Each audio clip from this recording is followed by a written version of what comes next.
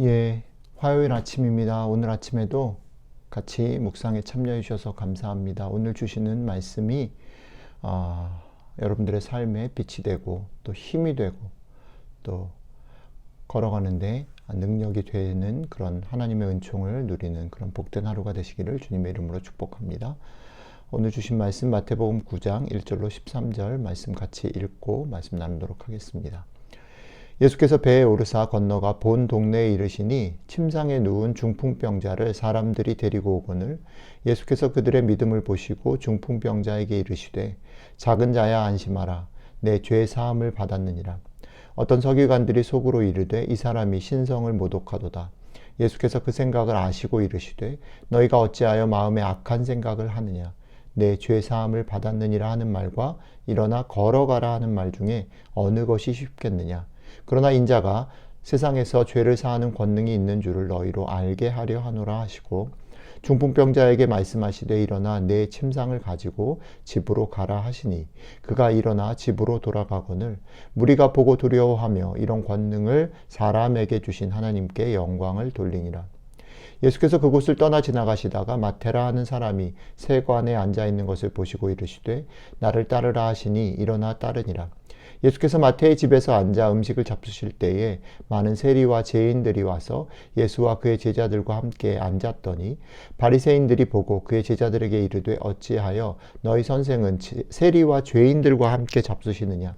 예수께서 들으시고 이르시되 건강한 자에게는 의사가 쓸데없고 병든 자에게라야 쓸데있느니라.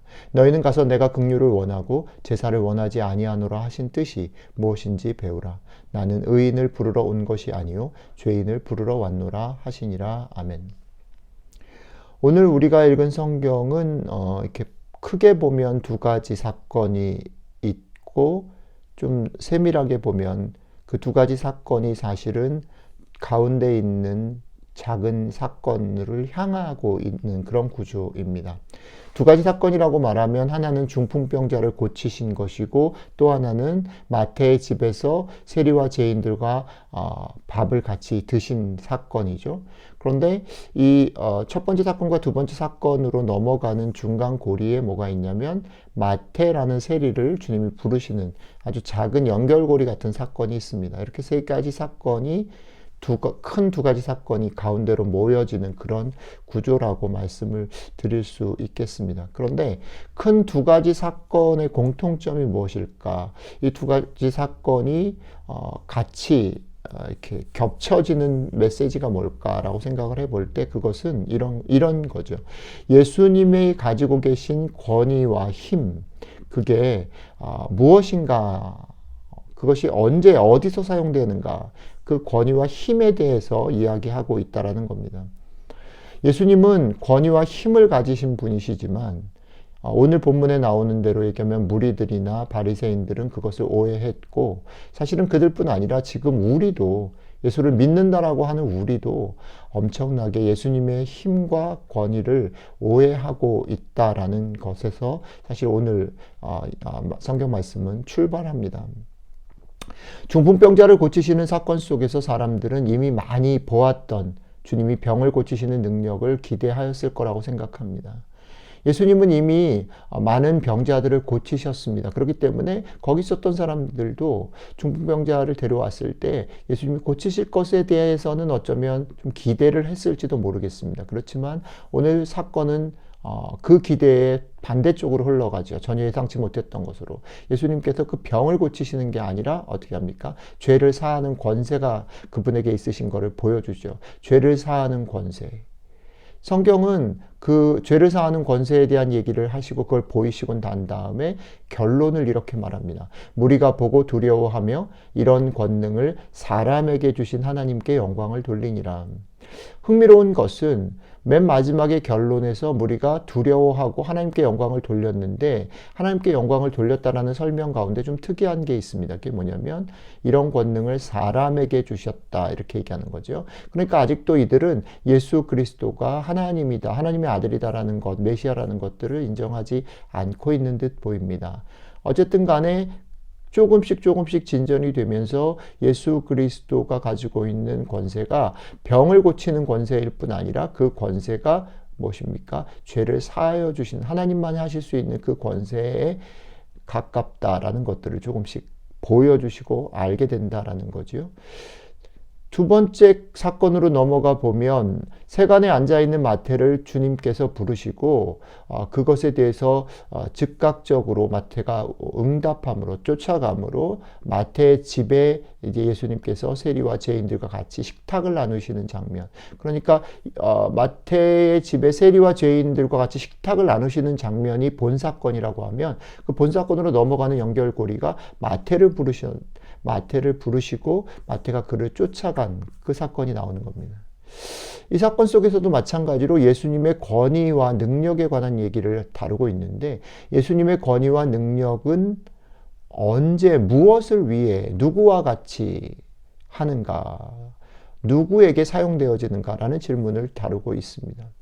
바리새인들은 예수님이 만약 메시아라면, 예수님이 만약에 하늘에서 오신 하나님의 아들이라면 자신들과 같이 주류에 속하는 사람들과 함께 하는 게 당연하다라고, 마땅하다라고 생각을 했습니다. 그렇기 때문에 이들은 클레임을 하는 거죠. 어떻게 하나님이 죄인과 세리들과 같이 할 수 있는가?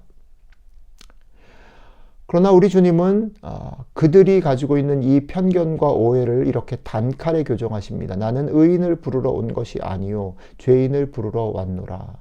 주님이 이렇게 교정하시는 거죠. 이 말씀이 있고 난 후에 사실은 이 큰 두 가지 사건은 사실은 연결고리처럼 보이는 마태를 부르신 사건으로 다시 결집됩니다. 예수님의 권위와 예수님의 능력이 어디 있고 무엇을 위해 사용되어지고 어떤 것인가 라고 설명하고 난 후에 그것을 기초로 해서 예수님이 계속해서 사실은 복음서에서 특히 마태복음에서 얘기하려고 하는 제자를 부르시는 그런 장면으로 사실은 흘러간다는 거죠. 그런 주님이, 그런 권세와 능력을 가지신 주님이 어떻게 해요? 제자를 부르시고 제자된 자들은 그 부르심에 즉각적으로 자신이 가진 것을 버리고 쫓아간다. 이게 제자의 됨이다. 제자도다라는 얘기를 오늘 메시지는 하고 있는 거죠. 자, 오늘 말씀 앞에서 우리 자신을 한번 돌아보면 좋겠습니다. 우리는 주님의 능력이 어떠하기를 바라고 또 기대하고 그리고 있는가? 우리가 기도하러 나아갈 때 말씀을 들으면서 우리는 어떤 주님을 기대하는가? 어떤 주님의 능력을 구하는가 생각해 보자라는 거죠. 어쩌면 오늘 본문에 나타난 무리들과 바리새인들처럼 주님을 좋아한다고 하면서도 주님을 믿는다고 하면서도 심지어는 주님을 따른다고 하면서도 우리가 그들처럼 주님에 대해서 오해하고 우리가 원하는 대로 그분을 믿고 따르고 있지는 않은지 우리 자신을 한번 곰곰이 비춰보고 돌아보아야 할 것입니다. 그분은 죄를 사하실 권세가 있으시고 모든 문제를 해결하실 능력을 가지고 계신 분이지만 그 능력과 권세를 오늘 본문에 따르면 도움이 필요한 사람, 자기 편이 되어줄 리가 없는 사람, 죄가 있는 사람, 문제가 있는 이들을 위해 사용하시기를 기뻐하셨습니다. 자, 오늘 이 말씀 앞에 먼저는 이런 생각을 해보면 좋겠습니다. 바리새인과 무리들이 오해했던 것, 그것은 뭐냐면 자신들이 이제 더 이상 예수님의 도움이 필요한 존재가 아니라고 생각한 거죠. 죄인이나 병든 게 없다라고 생각한 것입니다. 우리도 그런 건 아닐까요? 주님의 도움은 필요 없지만 우리가 문제가 있는 건 아니지만 주님이 조금만 더 힘을 보태주시면 그 능력으로 뭘 하려고 하는 건 아닐까요? 먼저 우리는 우리 자신이 죄인이고 우리 자신이 주님의 은혜가 없이는 하루도 한 시간도 제대로 설 수 없는 사람인 것을 깊게 깨달아야 할 것입니다. 주님께서 그런 우리가 아직 죄인 되었을 때에 아버지께서 아들을 이 땅 가운데 보내셔서 죽이심으로 아버지의 사랑을 확인하신 것처럼 우리가 아직 죄인 되었을 때 지금도 신분은 바뀌었지만 우리의 모습, 능력과 성품은 여전히 죄인된 우리들을 오늘도 용서하시고 고치시고 회복하시고 우리를 도우시는 그 은혜가 없이는 우리가 오늘 하루도 살아갈 수 없는 자들임을 고백하며 겸손하게 오늘 주님 일용할 양식을 주십시오. 은혜를 주십시오라고 구하는 저희들이 되었으면 좋겠습니다. 그리고 좀 더 나아가서는 주님께서 우리를 용서하시고 우리를 품으시고 고치시고 사하셨던 것처럼 우리도 그렇게 우리 주변에 우리 곁에 도움이 필요하고 곁이 필요하고 우산이 필요하고 지지가 필요하고 무언가 사랑이 필요한 사람들 곁으로 가서 우리의 힘을, 우리가 가지고 있는 시간을, 우리가 가지고 있는 사랑을, 나눔을 사용하는 사람들이 되었으면 좋겠습니다. 이것이 예수를 따르는 제자들을 부르신 예수님의 능력과 권세의 비밀입니다. 이 능력과 권세의 비밀을 오늘 우리가 먼저 누리고 그것들을 흘려내리는 하루가 되시기를 주님의 이름으로 축복합니다. 기도하겠습니다. 주님, 그렇습니다. 우리가 우리 자신을 착각하고 무언가를 가졌다 생각하고 무언가 우리가 할 수 있다라고 생각했던 것들을 회개합니다. 우리가 죄인이며 우리가 주의 은혜 없이는 오늘 하루 숨도 쉴 수 없고 우리가 살아갈 수 없는 자들임을 다시 한번 고백합니다. 주여 우리에게 겸손히 간절히 구하오니 우리에게 오늘 일용할 양식을 주시고 오늘 하루를 살아갈 수 있는 힘을 주시고 우리를 용서하시며 우리를 깨끗게 하여 주시옵소서. 주님, 그래서 그 깨끗게 하심과 용서하심과 주님이 품어주신 그 사랑으로 우리도 주님처럼 우리 곁에 곁이 필요한 사람, 지지가 필요한 사람, 정말 사랑과 용서와 도움이 필요한 사람들 곁으로 가서 그들을 섬기며 사랑하며 그 주님의 능력의 비밀, 주님의 그 권세의 비밀을 맛보고 나누며 살아가는 하루 될 수 있도록 함께하여 주시옵소서. 감사드리며 우리 주 예수 그리스도의 이름으로 기도드렸습니다. 아멘.